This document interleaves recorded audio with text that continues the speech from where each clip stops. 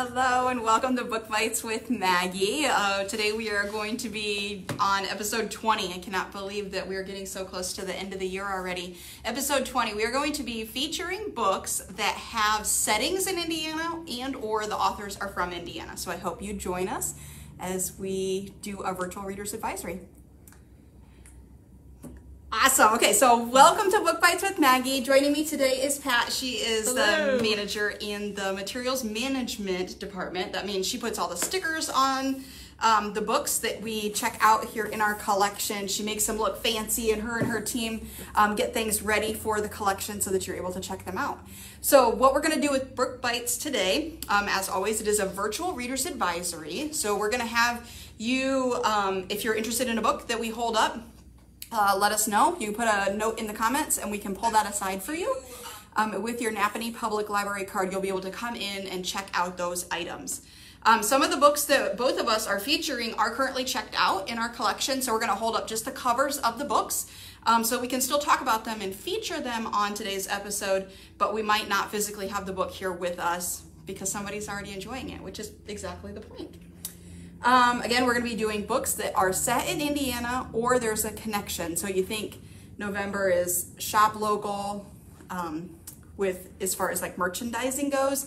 We're going to take a spin on that and do read local. So we hope that you enjoy some of these books that we have pulled from our collection. Obviously, episodes are not indefinite in length, so there are authors and settings that we're sure are going to miss. So specific titles that we might not have, but you are aware of, go ahead and leave those in the comments for other viewers to view at a glance. And what else? Feel free to interact with us. So if there's a book you've really liked, you enjoyed, tell us what you liked about it so that other people might reach out and try a book too. Anything else? You think? Sounds good? Okay, on to episode 20. Okay, the first book that I'm going to share with you is probably not a new title to many of you. Jennifer Niven's All the Bright Places is a YA title that went to film last year? Yeah. I think, yes, last year. Went to Netflix. Elle Fanning was cast in that as one of the two leading characters. We all know that all great movies and films and TV shows usually come from a great storyline. That's where this comes in. All the Right Places was a book first. This is one that we have as a physical book, an ebook, and an e-audiobook in our collection. And the beautiful part of it, it fits into this episode of Book Bites because it takes place in Indiana. So our two leading characters, they're going through lots of emotional battles on their own, and they are placed together as a team in school, and they are told to kind of do a report on famous places in Indiana. And so throughout the entire book, they're like home, if you will, is a fictional town in Indiana, but they actually go to other locations that really do exist. So it's kind of cool. It is an emotional read. So if you have trigger warnings with mental illness, suicide, having depression, it could be a hard read for you, but it is an excellent story that I myself have read many times. I've read it, yes, I've read it. And I want to go on a road trip and visit these places. Oh, absolutely. So there's like a backyard roller coaster. There's the highest point in Indiana. Where else do they go? They see the tree with all the shoe trees. Yeah. It probably has a name. I can't remember. But they go in all these different locations. So it would make an excellent summer bucket list builder if you are into that. Again, this is in the YA section, the teen section here in the Napanee Public Library. I am holding just a little piece of foam because our book is checked out, but we can put you on hold for it if it is one that interests you. You want to share one? Okay. Mine is also checked out. This is Shiloh. It was a Caldecott Award winner many, many years ago. And it's had new covers. And it has new covers, but isn't that just the cutest little doggy in the world? So this is by Phyllis Reynolds Naylor, and she was born in Anderson, Indiana. And this is the story of Marty and a beagle named Preston. Marty was out in the hills, but at his home site, or his home, and he ran across this beagle. And he fell in love with this beagle, and he wanted the beagle, but the beagle already had an owner who was not very, very nice at all. So this story is how Marty goes about trying to get Shiloh to become his dog. And it is JA, and we have it in, and this is the first book in the series, and it's checked out. The rest of them are in, so if you've read this one, you need to come back in and pick out the other ones. I think there's 4 in the series, and they're all... Including a Christmas one. Yes, including a Christmas one. And they're all really good. Awesome. So can you tell me quick what JA and yes, I YA should. mean? Oh, JA is a children's chapter book. So it's adult. Yes, JA. it's downstairs in the children's department. That was a great question. Okay, I referred to YA as a teen book. That would be young adult. And they're separated upstairs currently in the fiction area where the adult fiction books are, but along an outside edge perimeter. That's a great question. You want to do... No, go ahead. Oh, I totally held up the next book. It's okay. That was this one. This one is not a teen book. This is going to be a middle grade title. It's going to be found downstairs in the children's department, so it's a chapter book. It is currently checked out, and I hope that the reader is enjoying it as much as I did. So this is a debut author. Lisa Phipps wrote this book.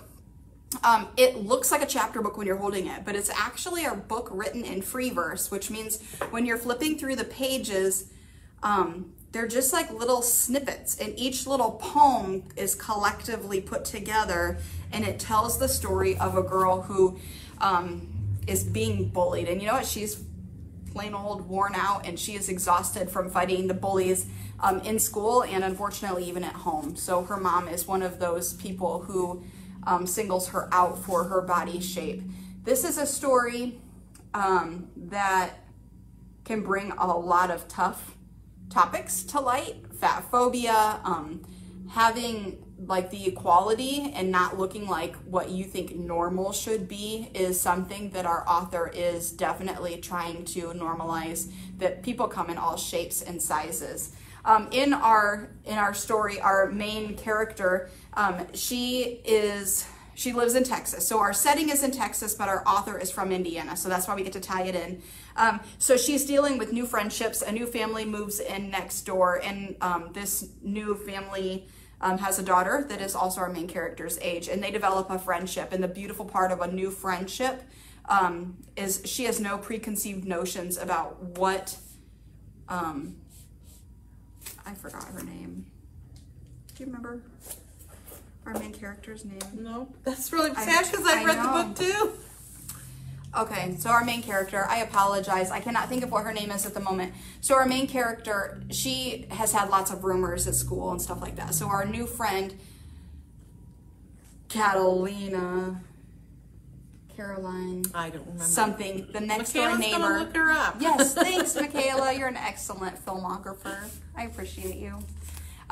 So our next door neighbor has no preconceived notions. What is it? Ellie? Ellie, there you go. So their new friendship is not based on some of the rumors that have really taunted Ellie from her childhood. And from what I remember, the neighbor's family just accepts Ellie as she is and absolutely. loves her like she's their own child. Yes, it is a wonderful story, but at the same time, like, it is a positive spin on finding a mental health counselor that works for you. She finds some that are absolutely not who she needs investing in her life. So this is a good story. It is perfect for new friends and neighbors. It is a middle grade free verse book, so it's not going to be written in traditional chapters, but rather each page is like a miniature poem, but free verse means it doesn't rhyme. So just keep your mind open when you're reading this book. I promise that you will like it. And we have it as a book, an ebook, and an e-audiobook. So if you want the physical book, we'd be happy to put that one on hold for you as well. And again, our author is from Indiana. She lives way down in Kokomo, kind of like, Clifford the Big Red Dog. Yes. Do you guys remember Clifford? So we have some of those books in our collection. I don't think we brought any of them up. But Norman Bridwell is from Kokomo, so it's like the big city with and his movie the newest Big Red Dog movie just came out. Clifford. I haven't seen it. I haven't seen it. The Napanee Theater just posted that they will be showing it this weekend. Oh, so come in and get a book, and then go over and watch the movie. Perfect. Or watch the movie and then come and get a book. But either way. Yeah, way down in Kokomo. Okay, do another one. Do you have a book that is set in Indiana, or the author's from Indiana? Mine are all, I think all, well, actually, I do have one that is both. The author is from Indiana. This is not a happy story. The author's from Indiana, and The book is set in Indiana, and most of you probably don't remember Burger Chefs. I am old enough that I do. This was like a franchise? Yes, it was a franchise. And this is a story of a murder that actually took place down in I gotta find my notes. Speedway, I think it was. I put you out of order. Speedway, Indiana, in 1978. Mm-hmm. November 17th. That's like the anniversary is coming up. So the anniversary is coming up.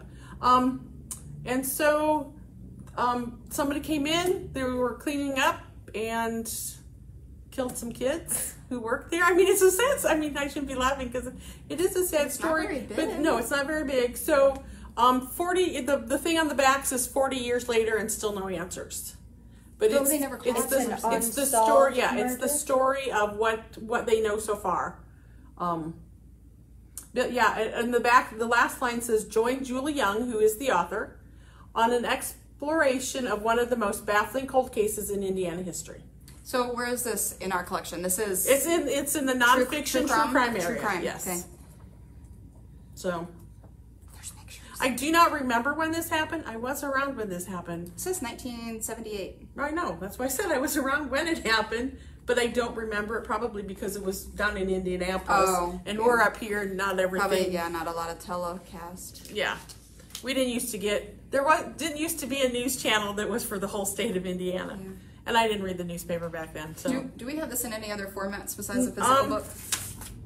Nope, just the book form. Just the physical book, but it's super tiny. Yeah, there's only... You know why that is? Somebody needs to come in here, pages. read this book, become... And go solve the... Yes, be invested, and then... Go solve the murders. Finish the rest of the book and help us out. So, that was a good one. Yeah. Sad, but good. My next book I do have here in my hand, so it is available immediately for checkout. This is the second book by Leah Johnson. So Leah Johnson is an author that lived in Indiana growing up. She currently resides in Brooklyn, New York. And she popped onto the scene with her debut author, automatically hitting top seller lists because Reese Witherspoon picked her out as the debut title to be featured in her teen book club that she features online. So that first book is You Should See Me in a Crown. It's got a purple cover on it and broke all kinds of records and smash hits. We do have that one as well. It is currently checked out. Leah Johnson wrote the second one. This one just came out this year. It's still on my to be read list, so I have not read it myself, but it says that it is an LGBT plus book. It's great for students who are just getting ready to graduate, as well as going to college and all the emotions that are built up in that. And it is a friends to lovers trope with a deep musical vibe. So I mean, it sounds like a great book that I should keep on my to be read list. So maybe kind of like Daisy Jones and the Six with the musical vibe. Maybe. So, and it looks like the whole book takes place in 3 days at a music festival. So like the entire storyline. But her other book did that too. It had like really quick pacing leading up to prom. So I'm excited. And it looks like every other chapter has like different points of view maybe. There's like illustrations for the Farmland Musical Festival. That sounds like it takes place in Indiana, right? So Leah mentions on her online website that most of her books, because of her upbringing in central Indiana, that a lot of her books feature corn and soybeans. And I will say, because I did read the first book, that I would attest to that. There are fields in her first book that make an appearance in some of the settings. So this one kind of sounds the same, a music festival in the middle of fields, right? So if you've read this one, let me know. Definitely a book that I should be reading and keeping on our to-be-read list if you have read this one. You want to do another one? I'm going to have to add that to my list. Oh, we have it as a book and an ebook. So this is actually a series, and we only have it on ebook and e-audio. We don't have it in the collection, other less. The War That Saved My Life by Kimberly Brubaker Bradley. Say that 3 times really fast. Kimberly was born in Fort Wayne, and this is the story of Ada, who it's set during World War II, so her brother is sent off on one of the trains out to the countryside, and Ada takes it on herself to get on the train and escape with him. And so she learns to ride a pony out there, she learns to read, she watches for German spies, and the woman that she lives with, her name is Susan, and she begins to trust Susan. And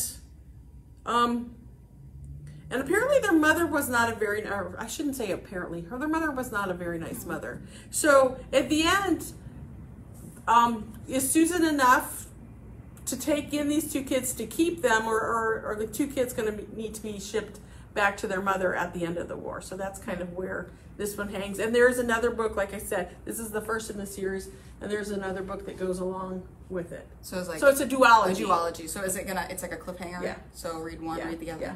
And this one is a children's chapter book. So it's downstairs in, or well, no, it's not. It's a Newbery Award. It's a Newbery Award winner. Apparently, I like Newbery Award winners. I don't know. You know what that means? They like Indiana. Newbery likes Indiana. Which, actually, if you do our Expand Your Horizons, Newbery Award winners is one of our tasks. And you'll hear more about that in another one of Maggie's Book Bites. But I just thought I'd plug that in. Month.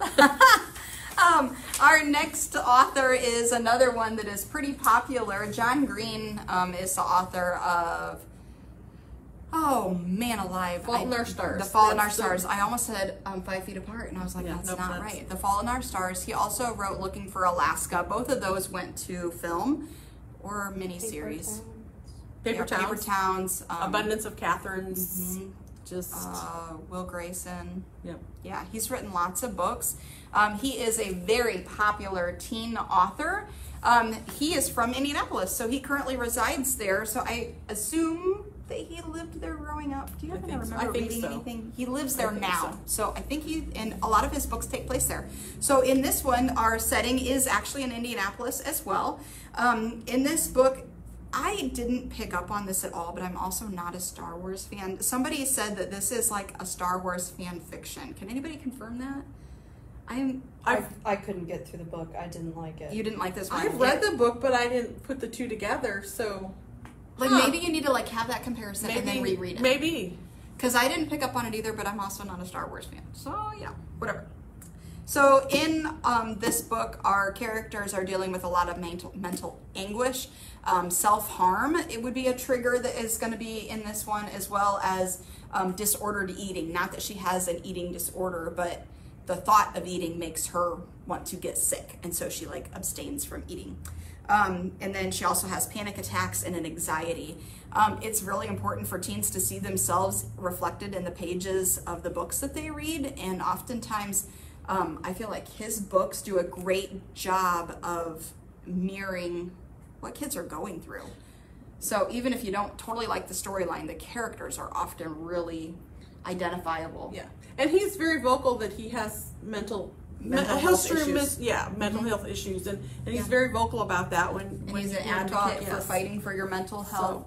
So John Green, I don't think any of his are series. He writes mostly standalones. So try one out, see if you like it, see if it would be a good fit for you. Turtles All the Way Down specifically is one that we have as a book, an ebook and an e-audio book, so you would have access to those with your Nepenthe Public Library card. If you have read this one, let us know what you thought about it. Did you pick up on that fan fiction vibe of it being kind of like a Star Wars retelling? Because we totally missed that. Yeah. Okay. What's another one you got, Miss Pat? So this one here is a pretty much a classic. A Girl of the Limberlost by Jean Stratton Porter. She actually grew up in Largo, Indiana, which is in Wabash County, in the southern part of the state, and she moved up to near Rome City after they drained the swamp down at the Limberlost Swamp. And so if you go down 6, you will see a sign that says the Jean Stratton Porter Historic Site. That is her. I never knew that. I go by that all the time. Yes, and that's on my bucket list of things to do. Hopefully next summer I will get there. This is actually the second book in this series. The first one is Freckles. But this one is about Elnora Comstock, who wants to go to high school and her mother doesn't want her to go to high school. There's a lot of friction between Eleanor's mother and herself. Anyway, you read the book, but I won't go into it. But so Eleanor goes out into the Limberlost Swamp and collects moths and other artifacts, and then she sells them. And so Freckles in the first book is the one who taught Elnora how to do that. So it's a story about, and then she had some wonderful neighbors because her mother wasn't very nice. Again, that's a sad thing. Mothers are not nice. I was a nice mother. Yeah, Maggie's a nice mother. I had characters too that had not nice mothers. So, that's weird. So anyway, but it's a very good book. We have it in book form and ebook form here at the library. You know what I just thought of? The Rome City branch of the Kendallville Library is the Limberlost. Yes, it is. There's a connection. I never knew that. Okay, so I just had a thought when you just described this. I have not read that book, but everybody was reading. Oh my gosh. I was on hold for like 6 months. The Marsh Girl. What's her? There's like a river on the cover. Yes. Oh, man. What is that called? I don't know. Oh, here, let me talk about another one. Okay, but that reminds me of that. That one, yes. Is it comparable? Because like there's horrible parents in that one too. Okay, go ahead. Maybe that's a universal theme. Maybe. Horrible parents, and even if the parents aren't horrible as children. The crawdads. There you go. Yes. So maybe if the parents aren't truly as horrible as what kids think at the time that they're growing up. I don't know. But anyway, this guy here, Philip Gulley, is my absolute all-time favorite Indiana author. We're actually Facebook friends. He has no idea who I am, but I just love him to death. He was born in Danville, Indiana, and is actually a pastor at the Fairfield Friends Meeting House in Canby. So if you ever want to go to a Quaker meeting, that would be one to go to. He has done book talks around here because I know a couple years ago he was at Middlebury. And I think with me growing up in a small Mennonite country church, there are characters in his books that I can relate to, kind of the quirky people who, you know, the grumpy guy and the sweet little old lady and all of those kind of things. So I will read kind of what it says. Come home to Harmony, Indiana, a peaceful slice of small town America as Sam Gardner, Harmony, born and raised, begins his inaugural year as a pastor to a new flock of old friends, family members, and outrageous eccentrics. So I think that's what, and this is the first of a series. There's at least 8 in this series. You have to read them in order? I would recommend probably reading them in order. I don't think you'd have to. But, well, yeah, they do kind of build on, because eventually he moves to another area. So is it inspirational fiction? It is in our inspirational fiction. Okay. But I just love his humor. He makes me laugh. He makes me cry. Aww. You feel all the feels. What formats do we have that one in? We have this in book and ebook form. So I have another book here that literally just hit our shelves this week. So this is a large print version. We also have it as a regular print version. The content is exactly the same. It just means that the text is larger in a large print version and it's more spread out, so it's easier to read. But we do have it as a regular format book as well and an ebook. But this is the first book in the Plain Patterns series by Leslie Gould, piecing it all together. And it's from the author who is a Christie Award-winning author. So inspirational fiction has, you know, like lots of different awards, but the Christie Awards is very sought after. Mm-hmm. So she has won some great awards for her writing style. I have not read this book, but straight on the back it says that Savannah, our main character in this book, I don't know if she's the same main character in the whole series or not, but she leaves California to find respite in her grandparents' like farm that's located near Napanee, Indiana. So the back of the book says she comes to Napanee, Indiana. How crazy is that? Nuts. It's like insane. It made us excited when we saw that. So now we're like all gonna read this book to see if we can like pick out settings that the author might have made reference to. So maybe she's been at our library if she did any kind of research. Maybe so she came here. Are you watching, and visit Leslie? us. We're gonna read your book because it takes place near our home. So we'll see. There better not be a blizzard if we read this book because there's a blizzard in this story. So it sounds like it is a dual timeline, which is some of the topics that we've talked about before on Book Bites on various episodes. So part of the story is like a modern day, and then there's also like a storytelling section where it goes back to the 1800s, and you get to know some of the characters' backstory and their historical content. So it sounds like a great book. There's a little bit of history, mystery, and a smidge of romance. So we'll have to try it. If you've read this book, let us know. Is it good? And we'll get it back on the shelf here if nobody claims it, and then you can find it for yourself. We do have the first and the second book in large print.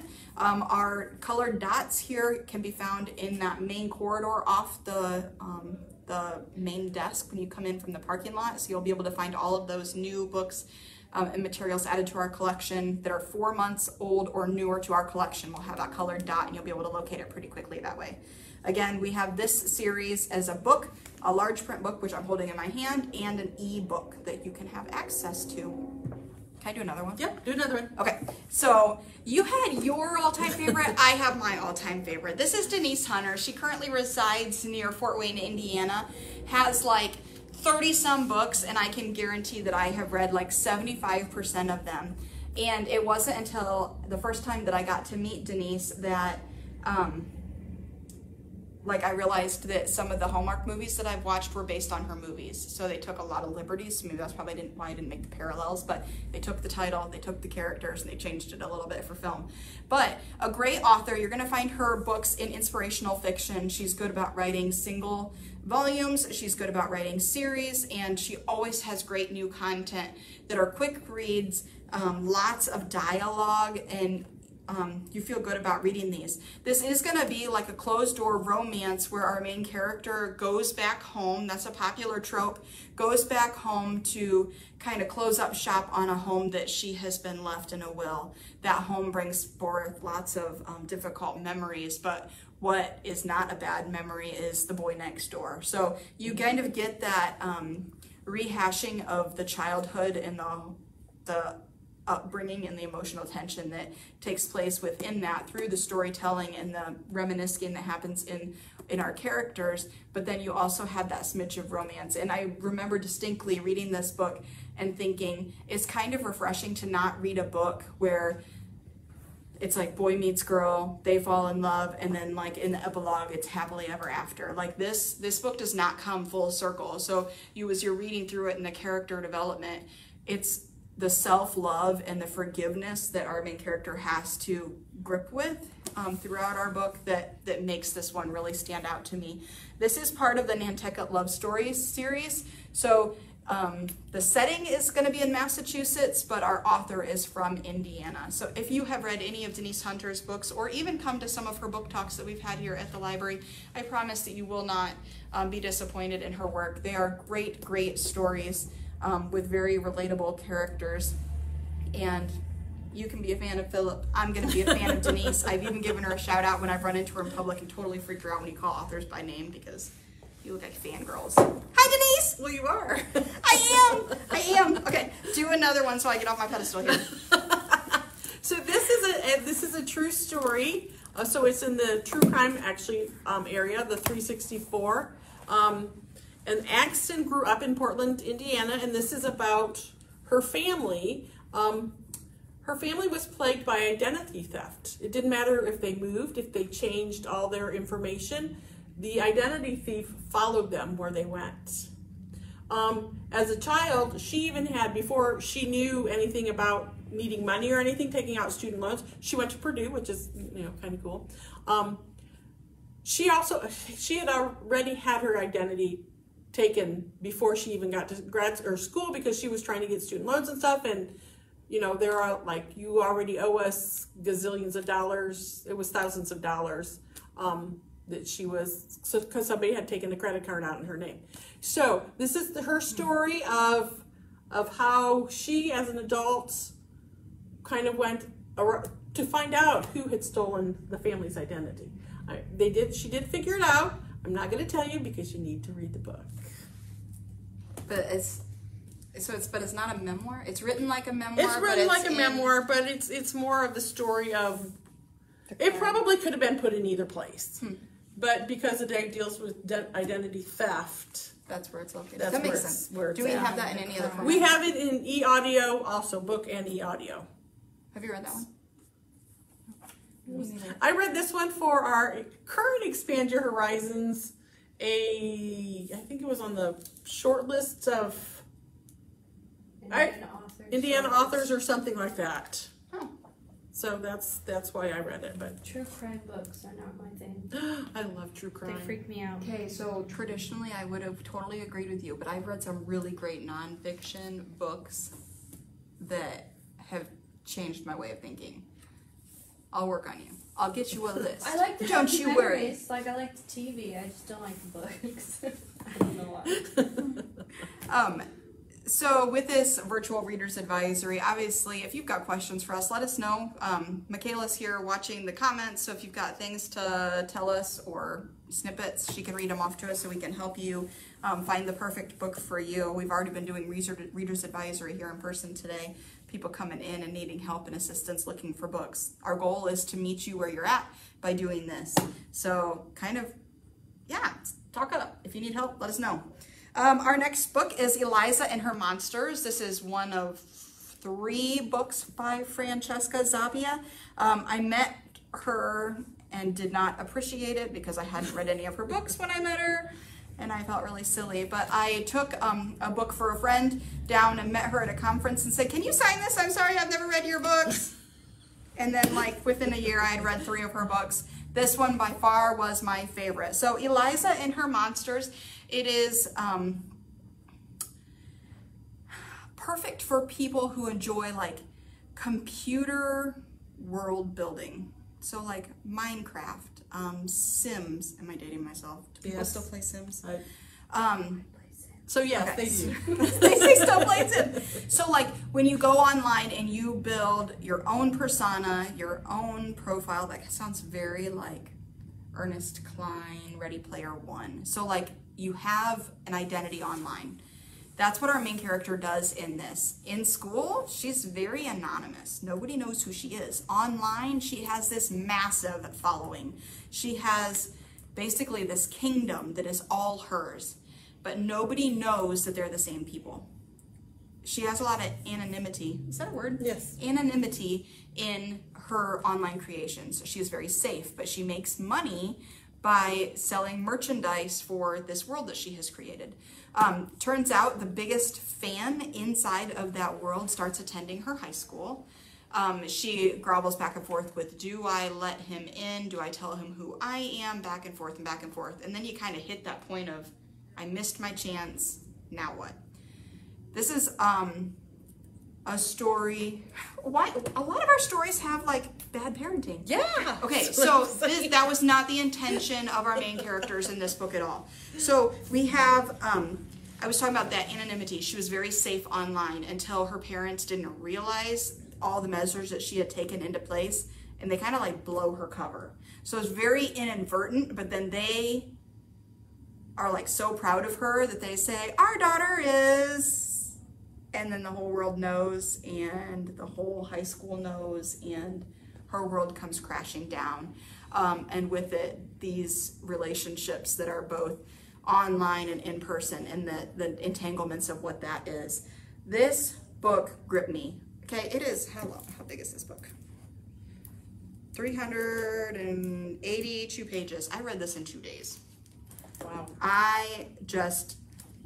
It was good, okay? This is gonna be in our teen collection, so it's gonna be upstairs. We have it as a book, an ebook, and an e-audio book. Our author resides in Indiana, and our setting is in Indiana. So I don't remember if they name a high school. It could be a fictional high school that just happens to take place in Indiana. But if you are into that whole dual, how do you say that? You have an online persona and an in-person persona. This might be a great book for you that you can really identify with, because she finds a lot of peace and closure in these people she's never met in this story, in this world that she's built. So Francesca Zappia, there you are. I hope I meet you again someday, and I appreciate it. My apologies. Now I know. Okay. You do yours, because mine's sad. Well, so is this one. Go for it. Okay, so you can't talk about Indiana authors without talking about Kurt Vonnegut. This is not the actual book. We don't have the actual book. This is the graphic novel adaptation. So it's in our 741 area, which is down here on the main level. So I better make sure that Some of the graphics. That's not a very exciting one, but it follows. Kurt was a PO war during World War II, and so this is kind of his way of helping him deal with PTSD when he wrote this book. It's set in current time. His flashbacks. Actually, times ahead, and then he's also on this planet, and I can't pronounce the name because I can't say it right. Trafalmador, something like that. Sorry, I butchered it. But it's a very. Is it healing? Like. Yeah, I'm not sure. No, is it fantasy? No, I wouldn't consider it fantasy. It's a very unique story. I'm not sure how to explain it. I would recommend reading it just so that you can say I've read it, But he's from Indiana. He was from Indiana, yes. Okay. Born in Indianapolis. There's also a building down there they've made into a museum for him. I also read his other book, God Bless You, Mr. Rosewater, which is where the Elliot Rosewater Book Award comes from for the teen high school kids. Indiana high schools. Yes. But yeah. But that's not based on Slaughterhouse-Five. This is Slaughterhouse-Five. No, I know, but I mean, like, God Bless You, Mr. Rosewater. No. They're very different. They're very different. Okay. See, I read this one that's by Letters Love Kurt. Yes. Love Kurt. I felt really weird. He was a very interesting man because he dealt with PTSD, yeah. and this book is kind of, I think, maybe I've never dealt with it, so I don't know. But I don't know. I think because of what you're dealing with, this was his way of trying to come to terms with everything that happened in Dresden. Because him and his friends should have been blown up, but because they were in this bunker way underground, it says they were 60 feet underground in a former meat locker and slaughterhouse, which is how they survived the bombing of Dresden. Wow. So it deals with the bombing. It deals with survivor's guilt. Yes, and with being what his life maybe would have been like, and then this weird thing on the planet, and like an alternate reality. Yes. So Google describes it as a duty dance with death, and is a science fiction infused anti-war novel. I wasn't going to mention that since it was Veterans Day, but you just did, so. There you go. But it's an interesting book. I'm not sure I picked up the anti-war thing, but Well, knowing what you've dealt with, yes, I can see that. So earlier this week, our next author passed away. So I feel really bad, like kind of closing out Book Bites this episode with this. But April Polisser has connections to like the St. Joe County area, which is close to Lake Michigan. This is going to be, goodness, one of oodles of some of the books that she's written. We've got books that are going to be picture book fiction, books that are in nonfiction. She's got some, I don't know that we have any, I don't think she has anything that's above like a picture book or picture nonfiction. Oftentimes she photographed her own books. So these would be things from her own backyard or places that she had been, and then she puts kind of rhymes and context to her stories. So this one is perfect for fall. It's just unfortunate that we lost her earlier this week, so we probably won't have too many more books unless she's got some in the works that'll be gracing our shelves. So Full of Fall is just one of several of April Polisser's books that we're going to have here in our collection, and we'll have them available if you are interested. So she's local, she does photography, they're quick, simple script, lyrical style, and the literary community lost her earlier this week. So super bummed to kind of end out Book Bites. Our next 2 episodes in December are going to feature books that have let us travel through the spines of their pages. And what did you say? Oh, and then we're going to go over some of our favorite books from the Expand Your Horizons Reading Challenge, which is something we do here at the Napanee Public Library. If that piques your interest at all, we are going to already plan on doing another year of that, where we give you a list of like topics and subjects and authors and awards and different things to really do just that, expand your horizons and have you read different types of materials. So we'll be kicking off a new year of that early next year in 2022, but we will cover in that last episode of Book Bites for this season, we're going to cover some of our favorites that we read for this last year's list. And Pat will be joining me again for that set. Woo! Yeah, so 2 more episodes this season. I hope you join us. If you end up watching today's episode on a delay, feel free to continue watching the comments. People can add recommendations or let us know what they thought of any of the books that we held up today. And we can continue to see those comments. So we'll let you know if you have a book ready for pickup, if you've claimed one, or if you use our digital collection. You can find those titles through Libby, Overdrive, and now we also have Hoopla. You can access those with your library card. We hope to see you soon here at the Napanee Public Library, and until next time, have a great day.